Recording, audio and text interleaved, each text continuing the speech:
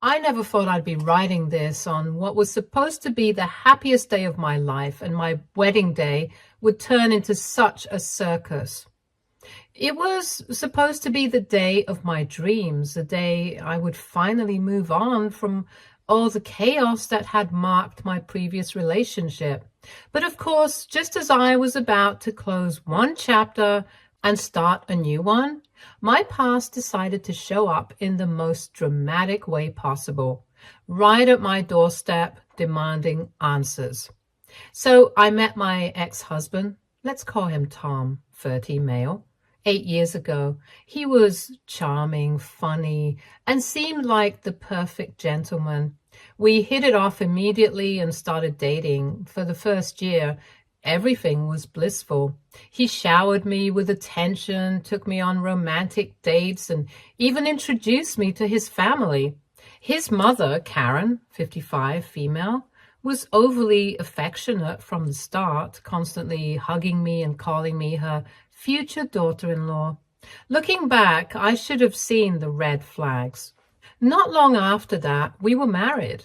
It all happened very quickly, almost too quick, to be honest. The deeper I got into the relationship, the more I realized how much Tom relied on his mother, Karen, for everything. I didn't think much of it at first. After all, some people are close to their parents, right? But Tom wasn't just close to Karen. He was completely dependent on her. She coddled him, excused his every mistake, and seemed to enable his worst tendencies. And as much as I wanted to believe it was just a phase, it became clear that this was who Tom truly was. A man-child who had no intention of growing up. As our relationship progressed, Tom's true colors started to show. He became possessive, constantly questioning my whereabouts and who I was talking to. He'd go through my phone when I wasn't looking and accuse me of cheating if I so much as smiled at a waiter. I tried to rationalize his behavior, telling myself he was just insecure and needed reassurance. Our relationship started to crumble as I found myself taking on more and more responsibility. While I was working hard to build a career and a life for us, Tom spent his days lounging around, barely holding on to a part-time job.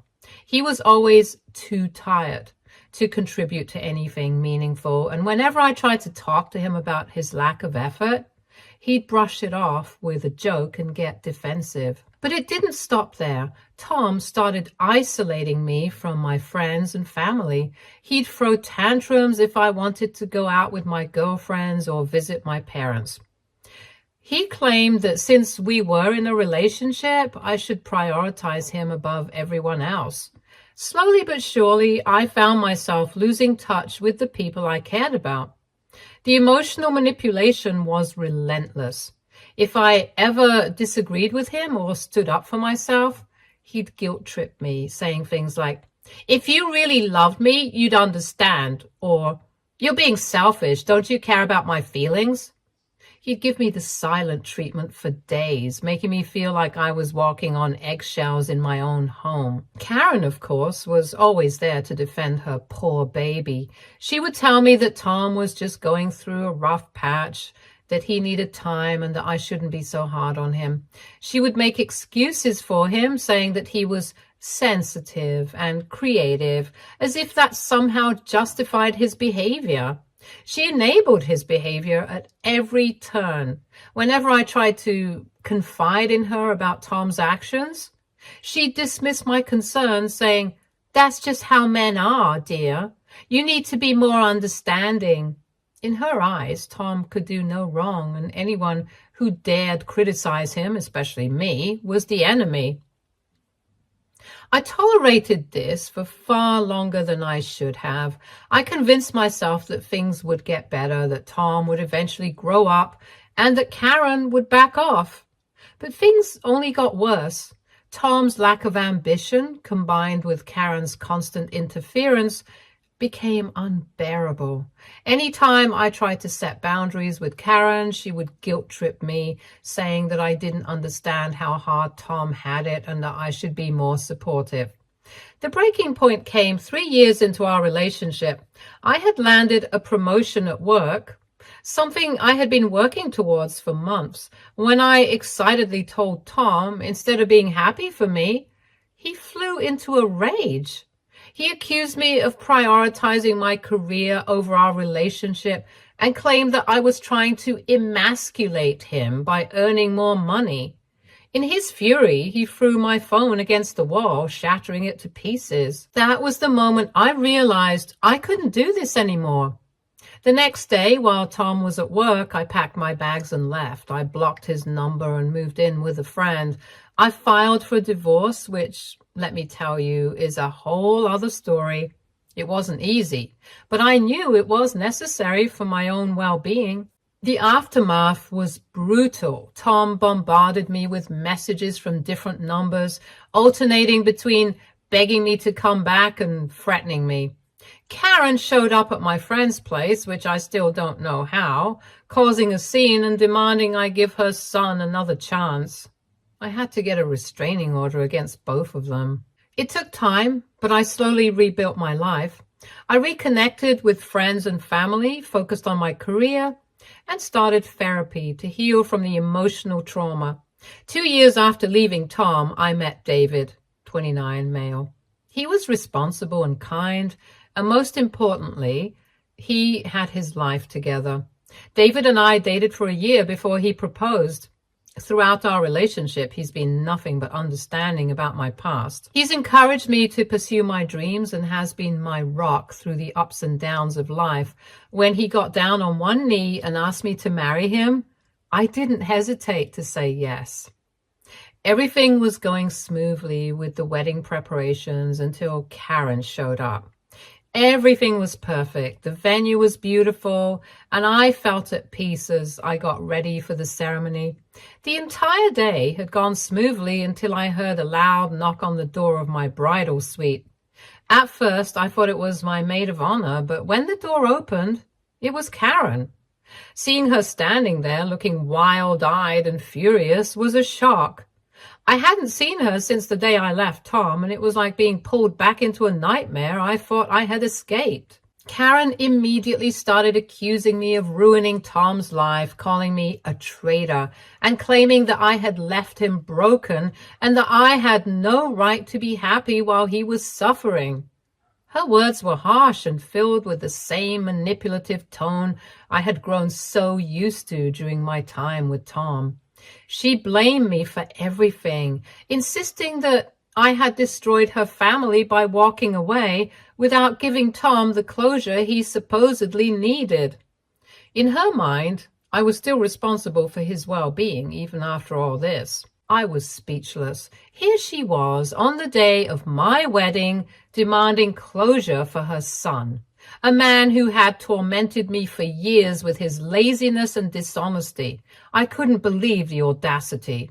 As she continued to rant, it became clear that Karen hadn't changed at all. She had that deeply unhealthy attachment to Tom, refusing to see him for what he was, an adult who had made his own choices.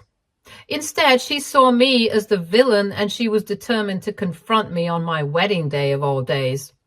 Her presence there felt surreal, like a bad dream, but I knew I couldn't let her ruin this moment for me. I had come too far to let Karen drag me back into the toxicity I had worked so hard to escape. I tried to calm her down and told her that she needed to leave right at that moment, but she wasn't having it. She pushed her way inside, ignoring my protests, and started ranting about how I had ruined Tom's life, how he had never been the same since I left him, and how it was all my fault. She claimed that Tom had been heartbroken for years and that he needed closure to move on. I couldn't help but laugh at the absurdity of it all. Heartbroken? Tom had been heartbroken for years. This was the same man who had barely lifted a finger to contribute to our relationship.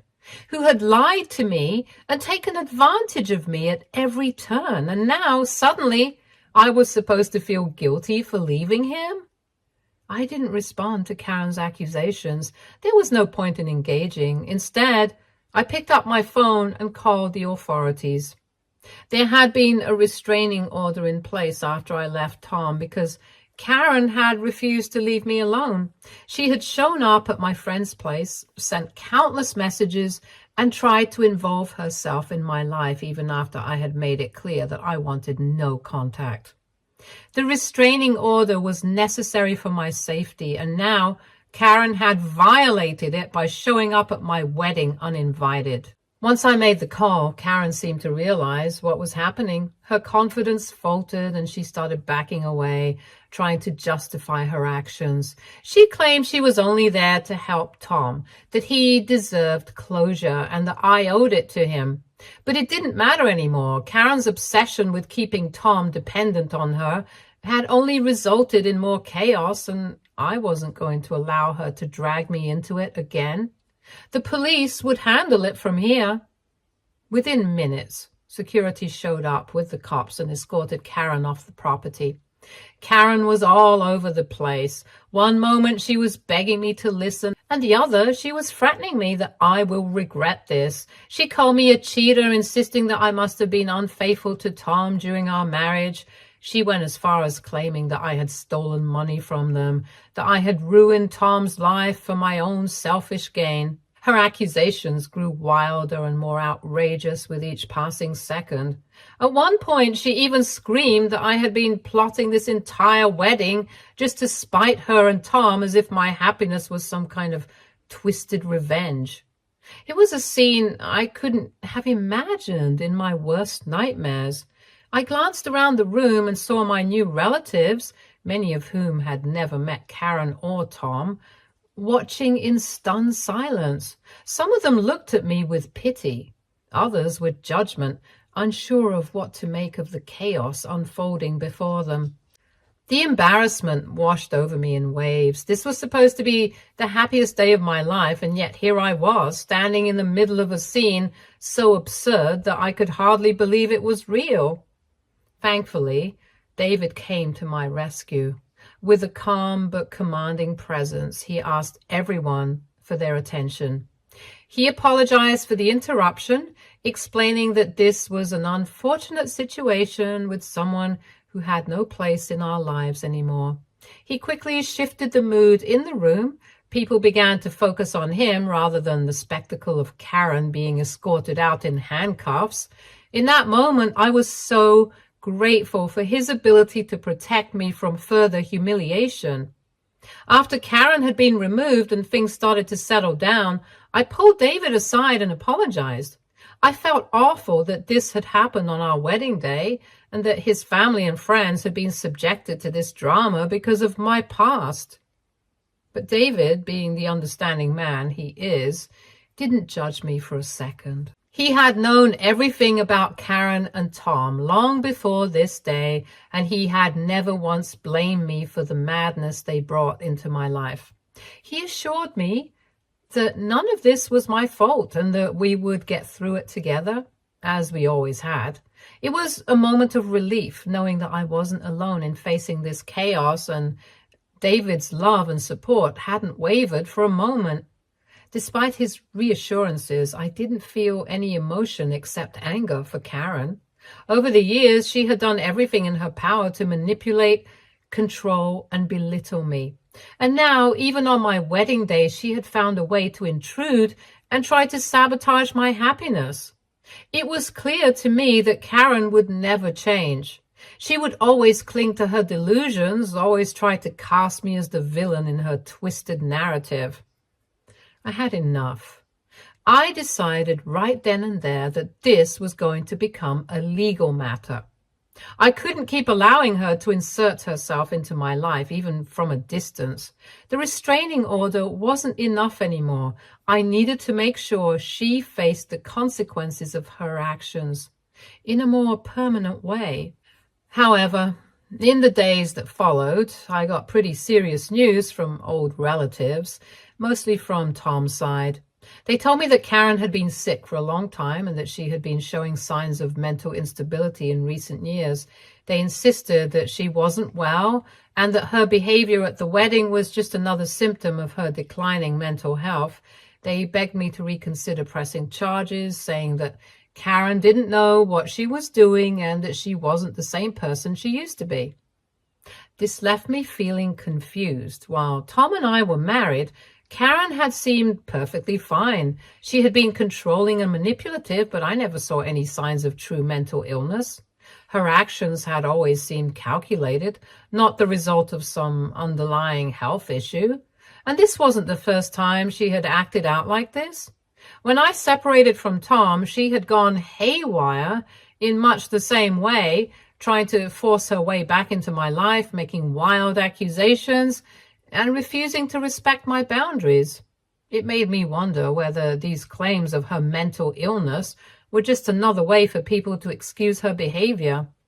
Now, I don't know what to believe. On one hand, if Karen is truly unwell, it feels wrong to push forward with legal action against her.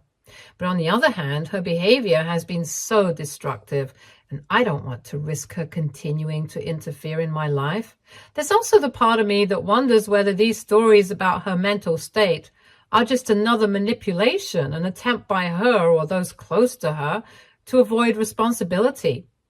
I've been through so much with Karen and Tom, and I'm tired of being the one who has to clean up the mess they leave behind. I really want to take my share of action against her, but I know that I won't get the best reaction from some of my friends and family who think that I could have handled the situation in a better manner instead of calling the cops on my ex-mother-in-law. So, Reddit, I turn to you for advice now.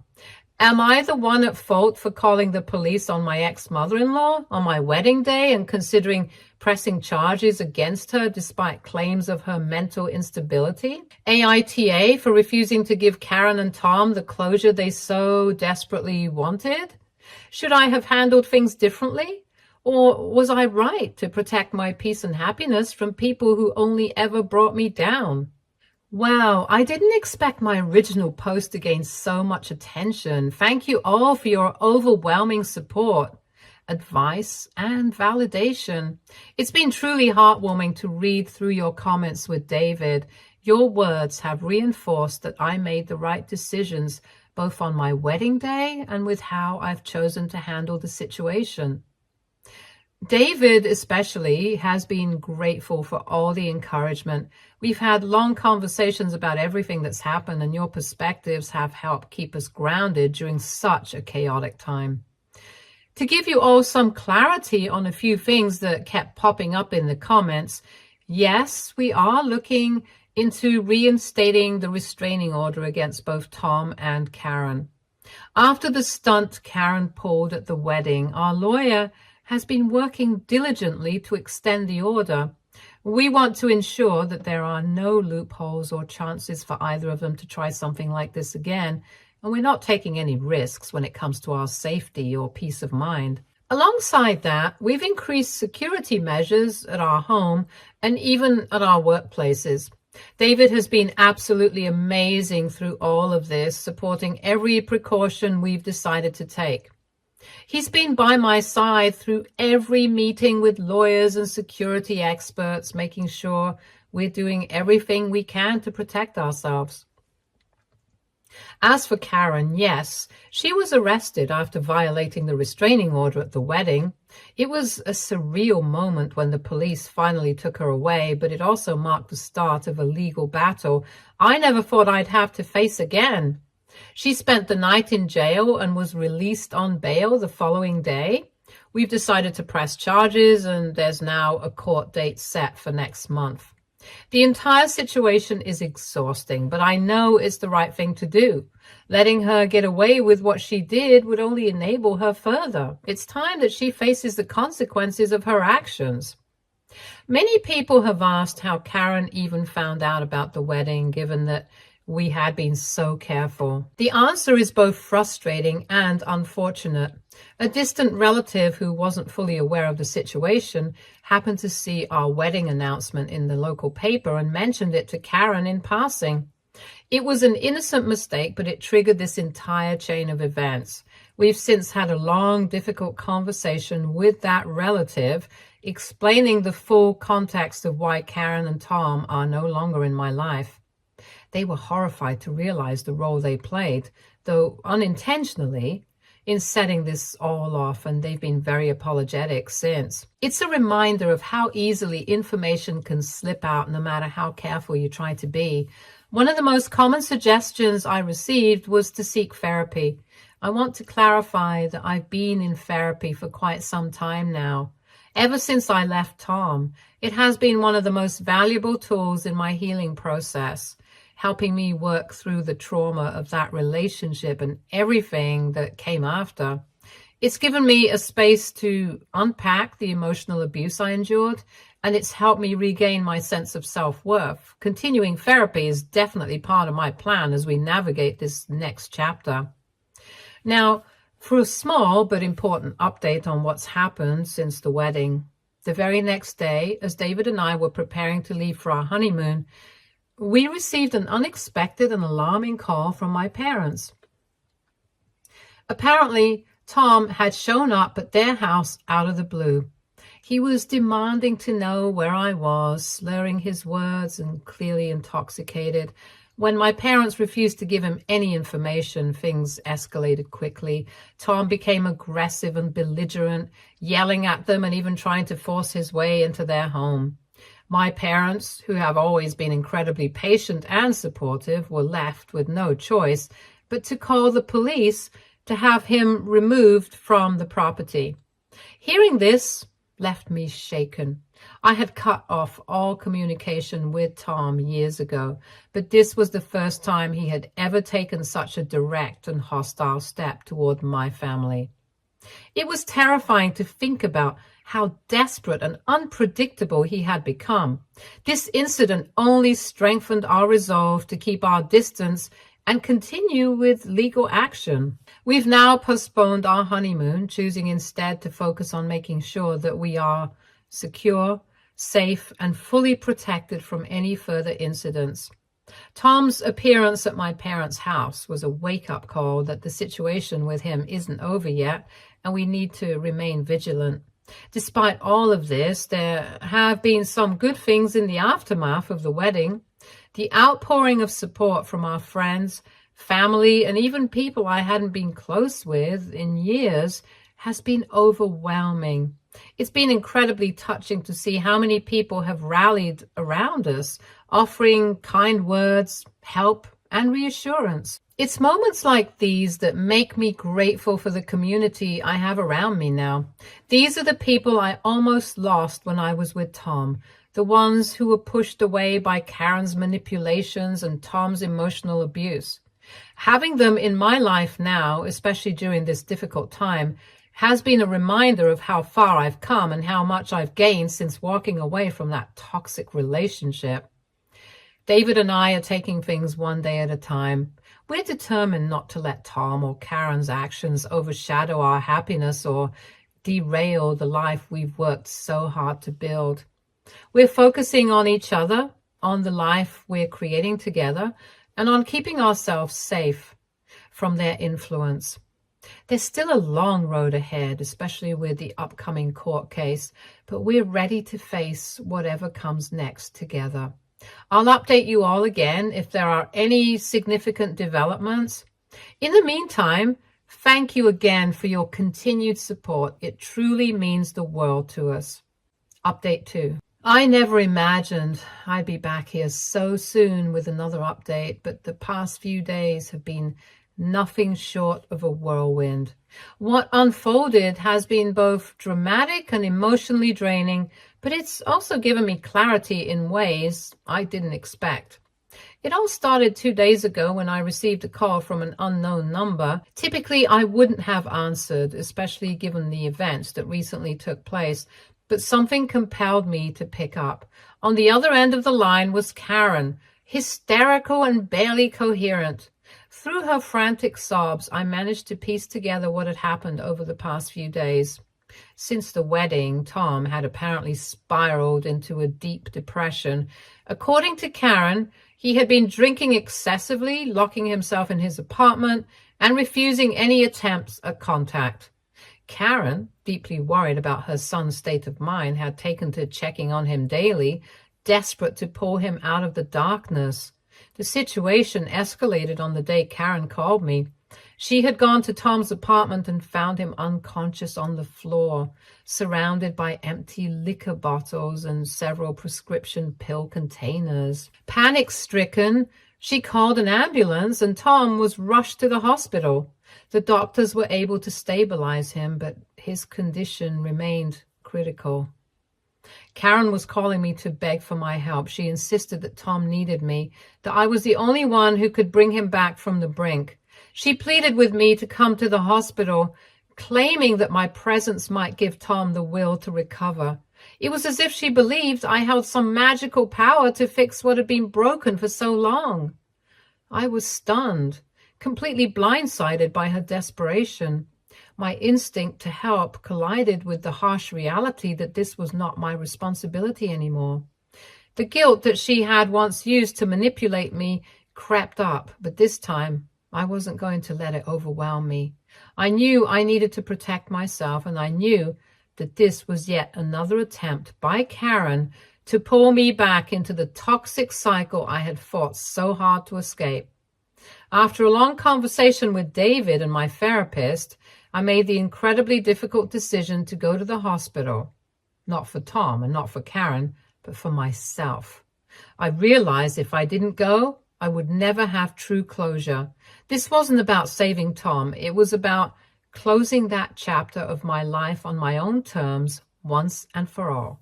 When I arrived at the hospital, the scene was chaotic. Karen was pacing frantically in the waiting room, her eyes swollen and bloodshot from crying. The moment she saw me, she rushed over, clearly expecting some kind of emotional reunion. But I maintained my distance. I had to. My presence there was for my own healing, not for some sort of apology or reconciliation. As I stood there, I felt a strange calm wash over me. For years, Karen and Tom had pulled me into their emotional games, expecting me to fix things that were never mine to fix. But now, looking at Karen, I knew that this was the end of that.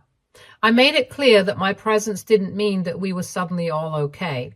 I was there to let her know once and for all that I was done with their drama. Tom's current state was tragic, yes, but it wasn't my responsibility to pick up the pieces. What caught me off guard was Karen's reaction. She didn't lash out or beg further. Instead, she crumbled into a chair and began sobbing uncontrollably in a way I had never seen before. There was something so raw about her grief that for a moment I questioned whether I had misjudged her all along, but I quickly reminded myself that Karen's tears had often been used to manipulate, to play the victim in situations where she wasn't. So I kept my distance. Once she collected herself, Karen revealed something that surprised me. Her husband, Joseph, was divorcing her. It seemed almost inevitable given how long their marriage had endured the strain of Tom's issues and Karen's manipulations. In all honesty, I had always admired Joseph. He was quiet, composed, and the polar opposite of Karen and Tom. But my respect for him had dwindled over the years because despite his calm demeanor, he never intervened when I was suffering. He allowed Karen and Tom to manipulate and torment me, standing silently. Karen seemed more devastated by the divorce than by Tom's condition, and perhaps that was because Joseph had always been the stable force holding her life together. Now that stability was gone, and while part of me felt a twinge of sympathy, I quickly reminded myself that this was the result of Karen's own choices. She had enabled Tom, defending him, and lashed out at anyone who threatened her delusion of their perfect family. Her husband's departure was just another consequence of that. As I stood there, listening to Karen, I realized how far I had come. I no longer felt the need to fix their problems or mend their broken lives. It wasn't my burden to carry. And I wasn't going to let myself be pulled back in. For years, they had manipulated me, and for years I had let them. But now I was stronger and I was free. Leaving the hospital, I felt lighter than I had in years. This was the closure I had needed, not for them, but for myself. I had faced my past, and in doing so, I had taken the final step towards letting go of everything that had held me back. Tom and Karen could no longer control or manipulate me. Their problems were no longer mine. This experience has also reinforced my decision to maintain firm boundaries moving forward. While I hope Tom recovers and that both he and Karen get the help they so clearly need, I know now that my healing doesn't depend on their actions. I am moving forward, focused on my own happiness and the beautiful life I have with David. Thank you all for your continued support throughout this journey. Your words have been a constant source of strength. Update 3. Hello again, Reddit. This will likely be my final update on this situation as things seem to be settling into a new normal, and I'm ready to put all of this behind me for good. For those who were curious about Tom's condition, he's been released from the hospital and is currently in a rehabilitation facility. I haven't had any direct contact with him, something I've been very intentional about maintaining. But Karen reached out to me via a brief and surprisingly respectful email to update me. She also mentioned that both she and Tom have begun therapy, individually and as a family. While I do think it's positive that they are seeking help, it doesn't change my decision to stay distanced from both of them. It feels like a step in the right direction for them, but for me, it's essential that I focus on my own life and my own healing. The legal proceedings regarding Karen's violation of the restraining order at our wedding have finally come to an end. Despite everything that happened, the judge took into account Karen's apparent efforts to change. She received a stern warning, was mandated to do community service, and was ordered to continue with therapy. The restraining order remains in place, but Karen seems to be respecting it for now. There's been no further incidents since the wedding, and for that, I'm grateful. An unexpected development came when I received an email from Joseph, Karen's soon-to-be ex-husband. It was short and simple. He expressed his regret for not speaking up during my marriage to Tom, for standing by silently as I was manipulated and mistreated by his family. It was clear that the years of enabling both Tom and Karen had taken their toll on him. Joseph admitted that he had become little more than an emotional crutch and financial safety net, always picking up the pieces after his son and wife's reckless behavior. He mentioned that by the time he realized the damage it had done, it was too late for him to reverse it. It was an empty apology, but still, reading his words gave me some closure, knowing that he had finally seen the dysfunction for what it was. His email signaled to me that, like me, Joseph was ready to move on.